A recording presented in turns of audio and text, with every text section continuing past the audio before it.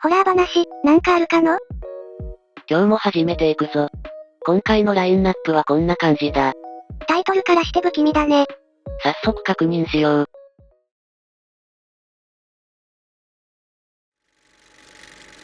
私の地元には恋峠という、有名な心霊スポットがあります。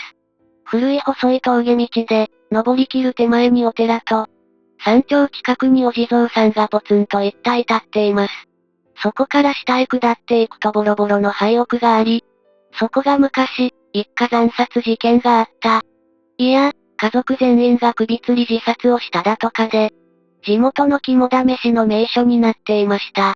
ある時、母の友達が家に遊びに来た時、たまたまテレビで夏場の心霊特集をやっており、そこでおばさんが教えてくれた話です。おばさんの親戚で、恋峠のお寺に勤めているお坊さんがいるそうです。おばさんが、やっぱりあの廃屋は出るの？と聞くと、お坊さんは、いえ、秋葉のことはわかりませんが、うちのお寺には出ますよ。と、お坊さんの話では、夜中になると、山頂のお地蔵さんの横に鎧をまとった武士が佇んでいるそうです。お坊さんはたびたび会いに行き、お経を唱えてあげると、それを聞き終わると同時に消えていくのだそうでした。その話を聞き、しばらくしたある日、私は飲み会の帰りに帰宅するのにタクシーを拾いました。乗車中運転手さんと世間話をしていると、ふとあのお坊さんの話を思い出して尋ねてみました。タクシードライバーの方はよく心霊体験をするって聞いたんですが、本当ですか？この辺りで言うと恋峠とか、そう言うと運転手さんはちょっと間を置いて、そうですねとつぶやくように言いました。あそこはね、夜中通るとお地蔵さんのところで、エンジンがよく止まるんですよ。まあ、あそこからはずっと下りだから、ブレーキとハンドルでなんとか運転できるでしょ。下まで着いたら、エンジンも元に戻るんですけどね。あんまり夜中は通りたくないですね。そういう運転手さんの話を聞きながら、私は本当にあそこに立っているんだな、と実感しました。今は新しい広い道が作られ、お寺とお地蔵さんにつながる道は、ほとんど使われなくなってしまいましたが、今でも恋峠を通るときはあの話を思い出します。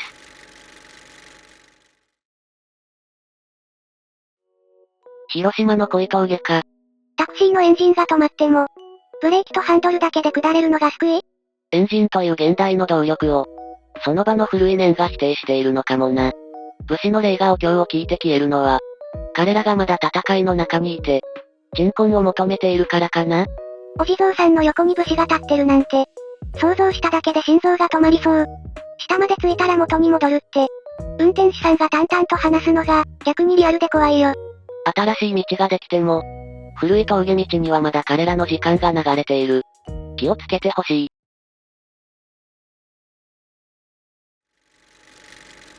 今から約10年ほど前に起きた出来事です。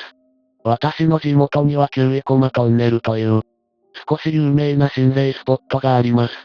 このトンネルは入り口に幽霊がいたなど、トンネル付近でよく心霊現象が起こると、私の通っていた学校でも噂されるくらいの場所でした。噂程度にしか知らなかった場所なのですが、ある日一つ上の仲の良かった先輩が、先輩たちと肝試しに行くからお前たちも来いよ。と私と友人を肝試しに誘ってきたのです。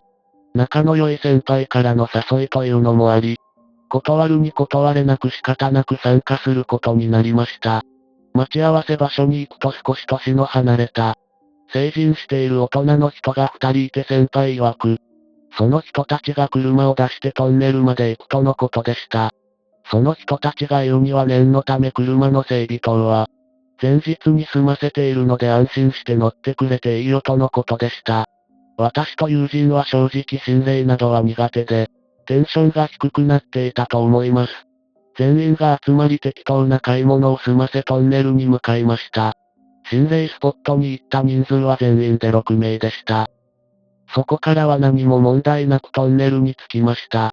しかしトンネルの入り口が閉鎖されており、中に入ることができなくなっており、トンネル入り口で記念撮影等をして仕方ないので帰るかとなりました。滞在時間はおよそ30分ほどだったと思います。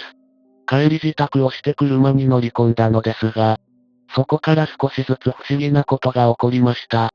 車のエンジンがかからなくなったのです。点検整備したばかりなのにと少し雰囲気が悪くなっていきました。何度かかけているとエンジンがつき走り出しました。途中何度もエンジンが止まったりカーナビも、位置がおかしくなったりとなんとなく、やばいんじゃないかという空気になっていました。数時間かけて待ち合わせをしていた場所に戻り、その日はそのまま解散となりました。その日からちょうど1週間ほど経った日、肝試しに誘ってきた先輩がしばらく学校に来ていないと、他の先輩から言われました。何かあったのかと怖くなった私と友人は、その日の帰りに先輩の家に行きました。どうやら体調を崩したらしく会うことはできなかったのですが、後日先輩から呼び出しがありました。先輩曰く車を出してくれた人も、ちょうど同じタイミングで体調を崩していたらしく、なんとなく危険なのでは、と思い入った人たちで、お祓いに行くからついてこいとのことでした。その後全員でお祓いに行きそれからは何も起きていないのですが、後日大人たちから聞いた話では次の日、車をもう一度整備に出したが何もおかしなところはなく、問題もなかったそうです。これが心霊現象なのかはわかりませんが、10年ほど前にあった怖い体験です。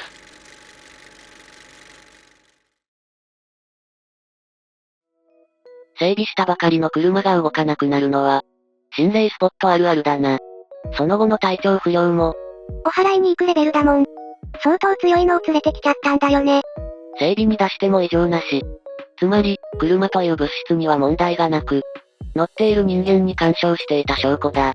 位置がおかしくなったカーナビは彼らを別の場所へ誘導しようとしていたのかもな。遊び半分で行っちゃダメだね。車が止まるのは、そこから先へは行かせるなっていう、警告だったのかな。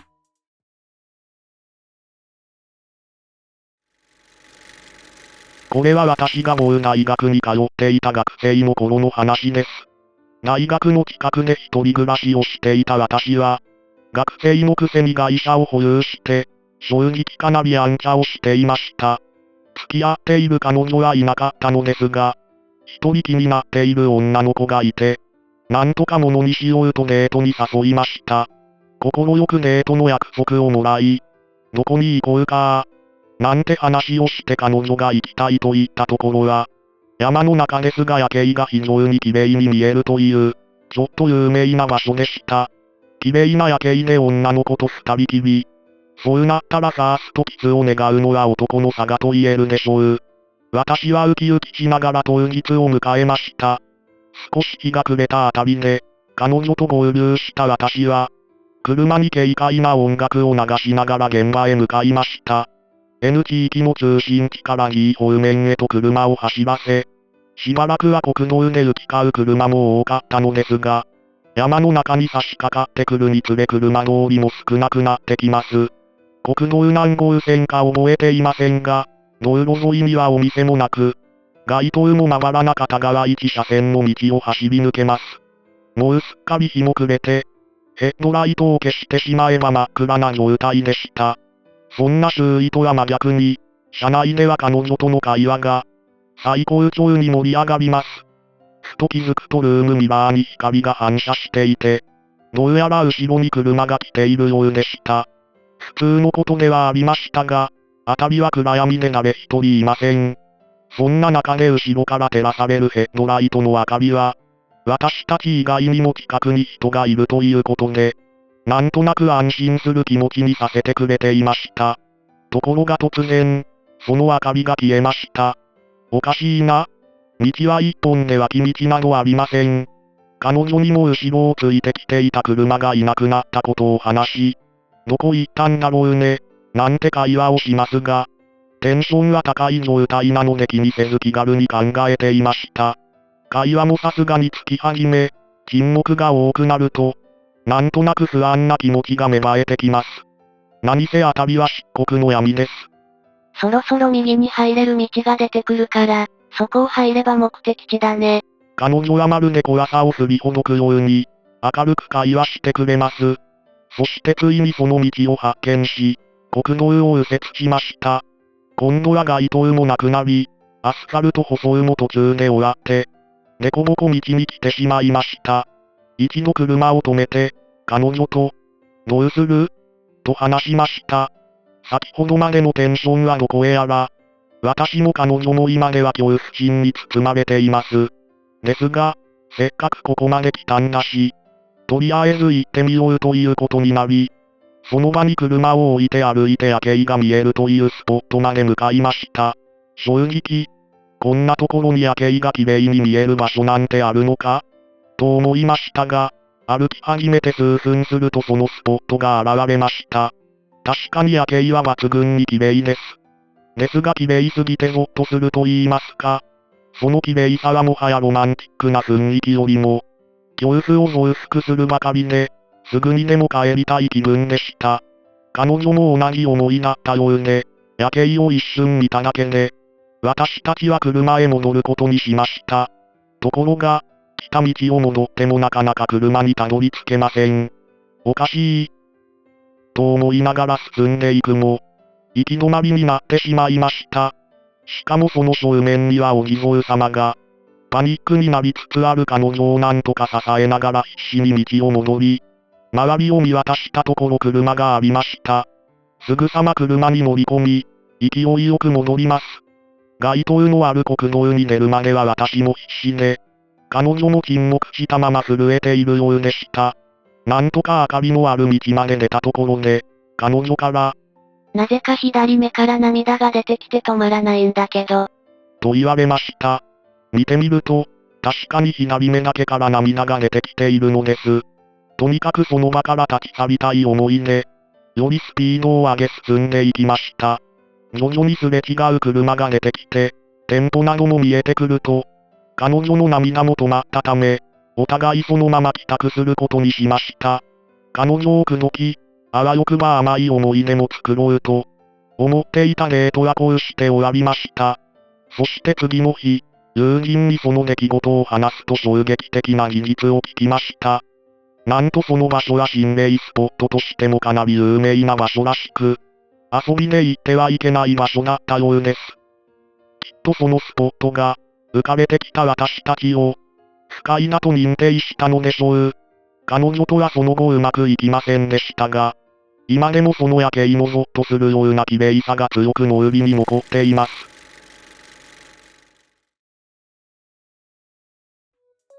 夜景スポットでの不可解な現象。あると、後ろを走っていた車のライトが、突然消えるシーン、ゾッとするね。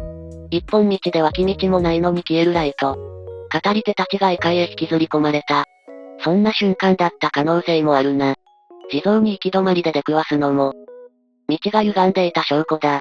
彼女の左目からだけ涙が止まらないなんて、夜景が綺麗すぎてゾッとするっていう感覚もだし、やっぱり曰くつきな場所だったんだろうね。涙は、彼女の体が外に出そうとした。毒そのものだったのかもしれない。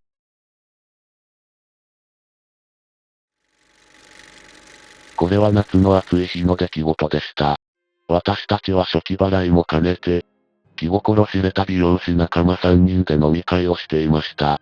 飲み会も後半に差し掛かり、話が弾みます。そうしているうちに一人がこんなことを言い出しました。そういえば、今日お客さんから〇〇山の人玉の話を聞いたよ。俺ら地元に住んでいるけど、まだ行ったことがなかったよな。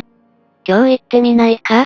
新しいもの好きで好奇心旺盛だった私たちは、お客さんとの話でネタになればいいな、と思い、山奥にある心霊スポットへ肝試しに行くこととなりました。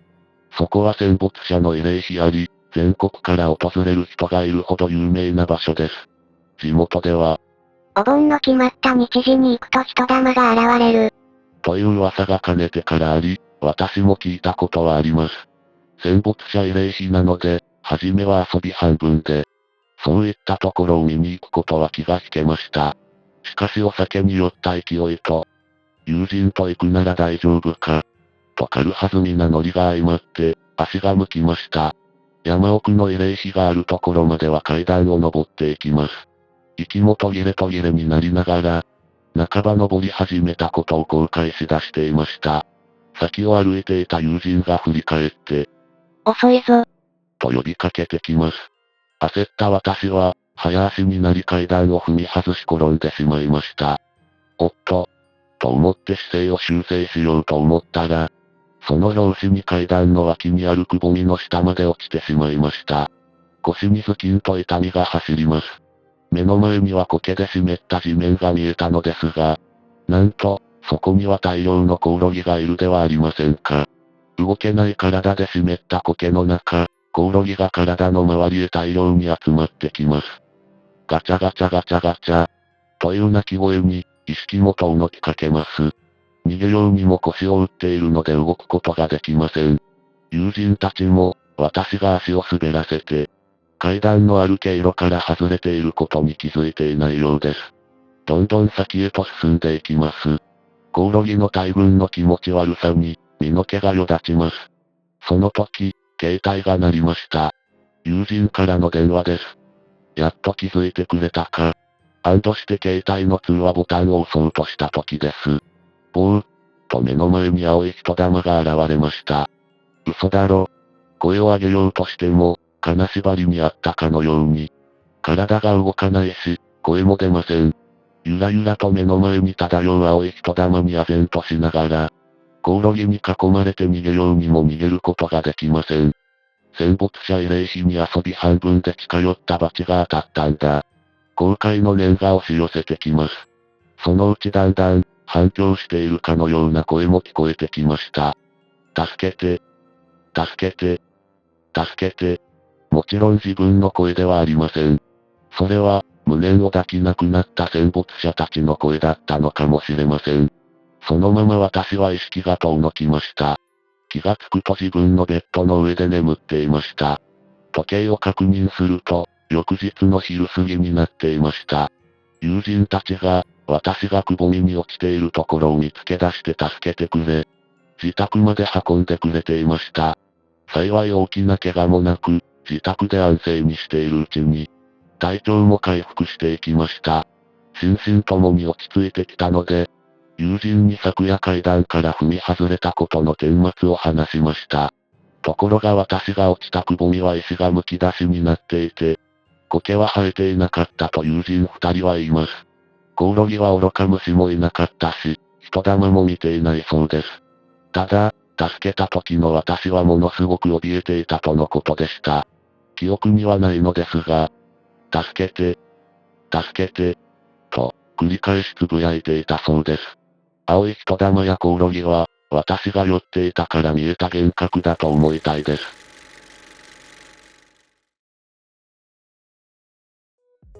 大量のコオロギに囲まれて動けなくなるなんて、悪夢そのものだよ。虫なんていなかった、って友人は言ってるけど、一体何が起きてたの？石だらけのくぼみが、彼には苔むした地面に見えた。場所の記憶が彼の上にかぶさったのかもな。青い人玉と、助けて、っていう声も不思議。自分が、助けて、と言っていたのか。それとも霊たちの声に同調させられていたのか。酔った勢いで行く場所じゃないね。慰霊碑は遊び場じゃないって。身をもって感じさせられた体験だね。彼が助かったのは、本当に幸運だったな。みんなは戦没者に失礼のないようにな。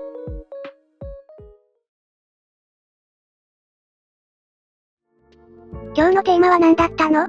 心霊スポットのようだ。心霊スポットと呼ばれる場所は、土地そのものが怒りや悲しみを記憶している。車が止まる。涙が出る。幻覚を見る。それらはすべて、場所が放つ拒絶のサイン。遊び半分で足を踏み入れたその時。ライトを消した車が、まだついてきているかも。みんなの乗る車のエンジンが、理由もなく止まらないことを祈ろう。しばらく車に乗れなくなっちゃいそう。そんな場所に行かないから。心配する必要はないかもしれないけど。まあ、気をつけるんだな。それじゃ、今回の活動はここまで。気をつけて帰ってねー。